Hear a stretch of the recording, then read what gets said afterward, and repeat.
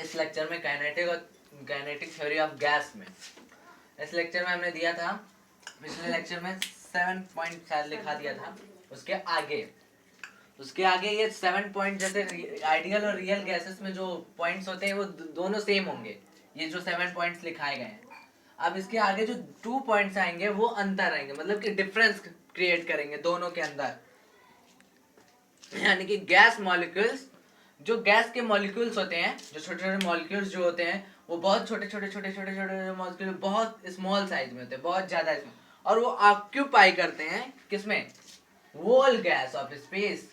Space occupy करते हैं whole gas of space में, स्पेस के पूरे गैस। हम कोई स्पेस ले लें छोटा सा, या फिर ये रूम ले लें, यहाँ पे गैस के छोटे छोटे कण हर जगह फैले होंगे, नहीं पूरे होल स्पेस में फैले होंगे। तो 8वां point, gas molecules are very small size. Gas molecules are very small size, very small in size, very small in size, and they occupy and they occupy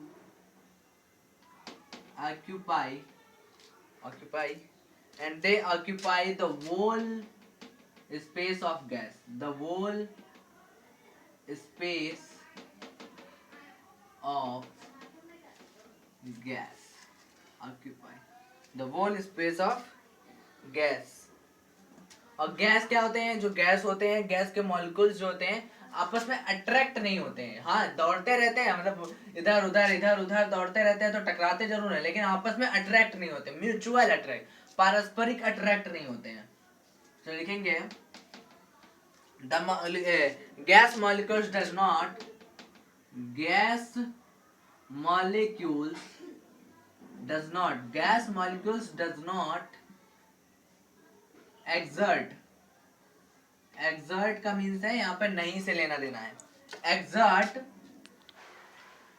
the gas molecules does not exert mutual attraction,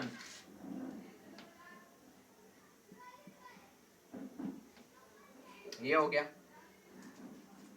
mutual attraction forces. और एक आगे थोड़ा सा और बनेगा, on other they do not interact, on other they do not interact. Interact का मतलब होता है कि अट्रैक्ट नहीं हो रहे, interact.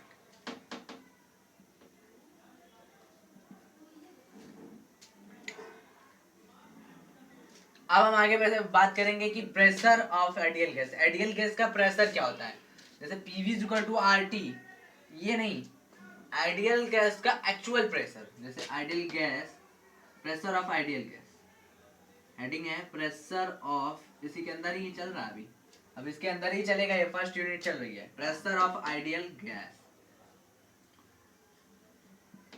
Pressure of ideal gas क्या होता है, P = 1/3 mn अपॉन में v और वेलोसिटी स्क्वायर बार।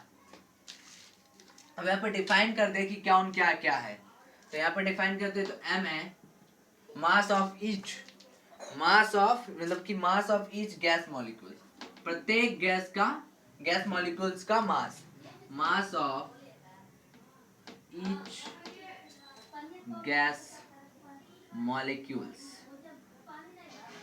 और n क्या है, number of, total number of या total number of gas molecules, total number of gas molecules. और v क्या है, वॉल्यूम है, वॉल्यूम ऑफ गैस, v है वॉल्यूम ऑफ गैस, और v² बार, ये क्या, mean of square velocity, mean of square velocity,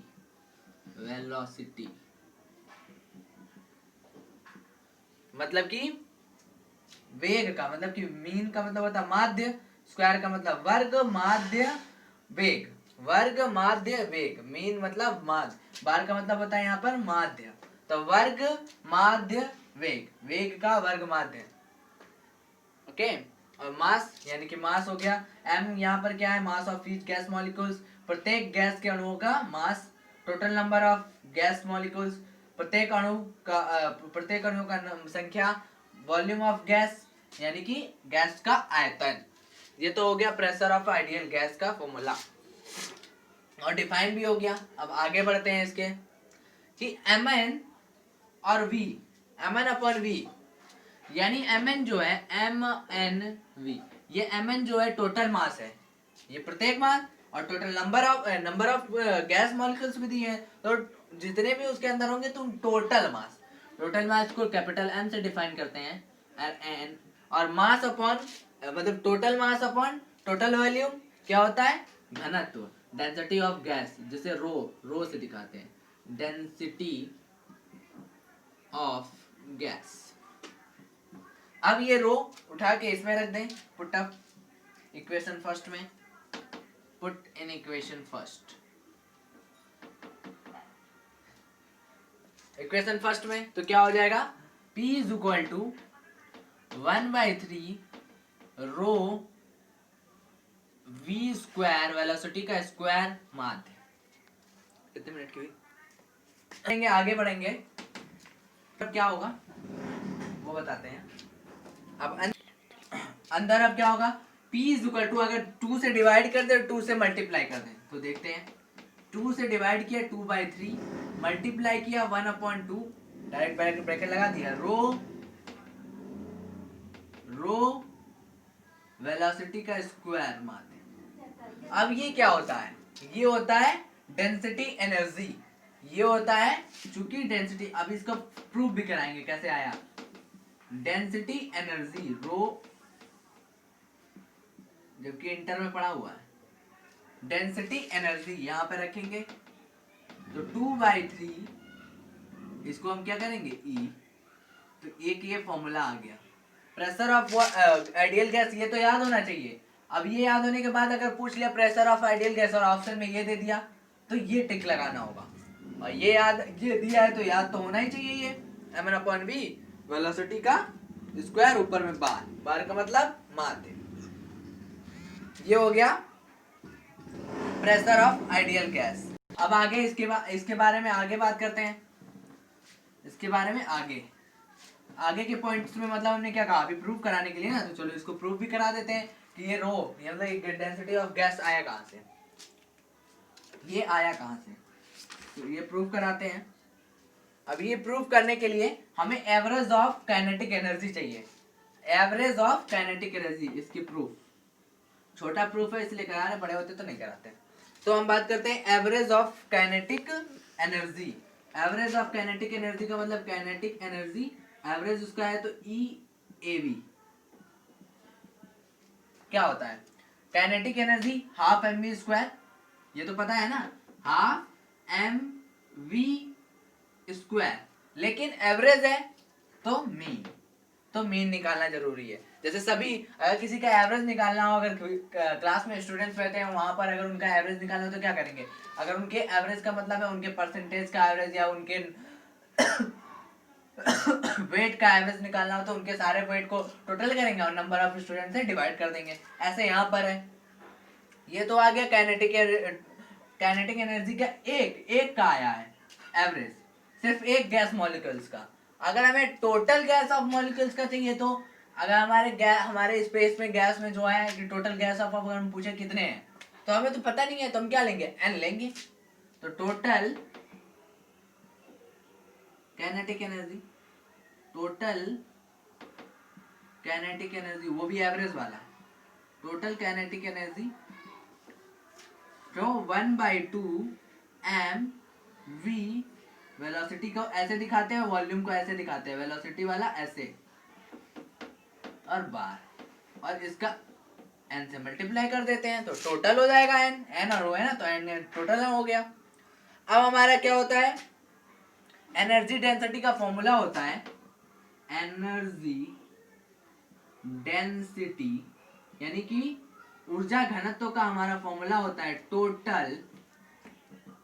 total kinetic energy average वाली upon में volume, total volume. Total kinetic energy क्या है, एन 1/2 mv वेलोसिटी माध्य total volume, ये होती है। अब n को अंदर ले जाते हैं, n को अंदर ले जाते हैं तो हाफ, ये हो गया mn, और ये v इसके साथ ले लेते हैं और वेलोसिटी को ऐसे लिखते हैं, ऐसे लिख सकते हैं ना, ध्यान से देखिए, लिख सकते हैं ऐसा। mn v, अभी हमने बताया था mn अपन v क्या होता है, मास, ये टोटल मास हो गया, टोटल मास, ये volume, total mass of volume rho होता है, ये भी अभी बताया है, ये क्या होता है, रो। तो यहां पर हम लिख सकते हैं 1/2 रो वेलोसिटी का स्क्वायर। अब तो आप समझ ही गए होंगे कि क्या है अंदर, प्रूफ हो गया, यही तो लाना था, प्रूफ हो गया। अब आगे 14-15 का होगा, 14 या 13 का होगा था, बताना, प्रूफ भी करा दिया। अब आगे बात करते हैं इसी के अंदर कि काइनेटिक इंटरप्रिटेशन ऑफ टेम्परेचर। हमने डिफाइन किया था कि वहां पर एक पॉइंट लिखा है टेम्परेचर पर डिपेंड करता है, तो यहाँ पर यही दिखाना है कि काइनेटिक इंटरप्रिटेशन का मतलब होता है कि कैसे डिपेंड करता है, इंटरप्रिटेशन मतलब इस पर कैसे बेस्ड है, डिपेंड है। तो काइनेटिक हेडिंग है काइनेटिक इंटरप्रिटेशन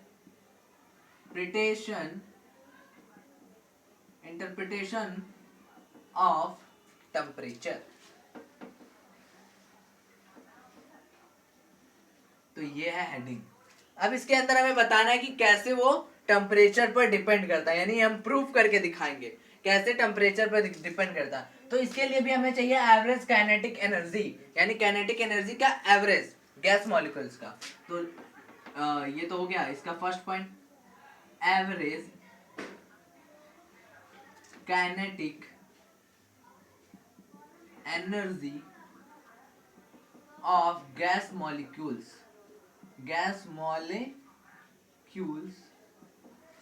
चल नहीं रहा है, दूसरा ले लेते हैं gas molecules.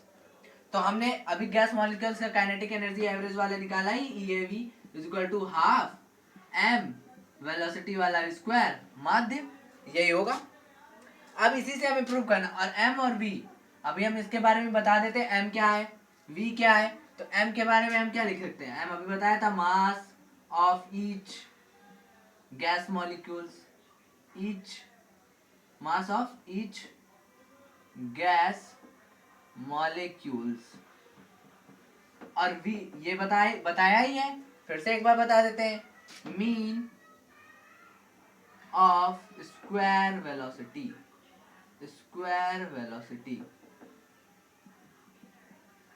Okay.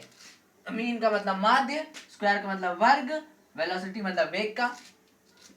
Half mv square kinetic energy होती है, लेकिन हम यहाँ पर एवरेज वाला निकालेंगे क्योंकि एवरेज का हमें जरूरत है। अब हम यहाँ प्रूफ करेंगे एवरेज से ही कि E is equal to half mv square, यानी कि ये एनर्जी हमारी बराबर होती है किसके, ये हमारी एनर्जी हाफ mv स्क्वायर किसके बराबर होता है, 3/2 kT बोल्ट्जमैन नियतांक वाले फॉर्मूले के बराबर होता है। तो EAV is equal to half mv square is equal to 3/2 kT, ये इसके बराबर होता है। तो बस यही लास्ट प्रूफ, और ये होता है 3/2 के बोल्ट्जमैन नियतांक, बोल्ट्जमैन कांस्टेंट, ये इसके बराबर होता है। ये इंटर का फॉर्मूला है, ये इसलिए ध्यान रखने वाले है, 3/2 kT होता है। अब 3/2 kT, अब टेम्परेचर, अब मान लीजिए ये 3/2 कांस्टेंट हो गया, तो ये डायरेक्टली इनवर्सली मतलब डायरेक्टली प्रोपोर्शनल नहीं हो जाएगा, डायरेक्टली प्रोपोर्शनल हो गया टेम्परेचर के। यही तो हमें प्रूफ करके दिखाना था कि कैसे आया, यहां से प्रूफ हो गया।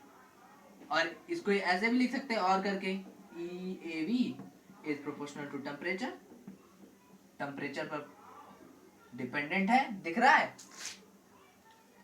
हमारी काइनेटिक एनर्जी के हिसाब से ये टेम्परेचर पे डिपेंडेंट है। और डिपेंडेंट क्या है, अरे वहां पे दिखाया था गैस के मॉलिक्यूल्स, ये गैस के मॉलिक्यूल्स का ही तो काइनेटिक एनर्जी है। गैस काइनेटिक एनर्जी तो डिपेंड करेगी, आप उनकी काइनेटिक एनर्जी अगर टेम्परेचर पे डिपेंडेंट तो उसी हिसाब से वो मूव करेंगे, जैसे ही उनको मिलेगा टेम्परेचर वो मूव करना स्टार्ट करेंगे, मूव करेंगे तो काइनेटिक एनर्जी बढ़ेगी।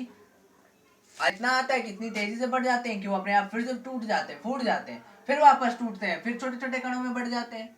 ऐसे ही चलता ही रहता है, चलता ही रहता है। स्टॉप करो।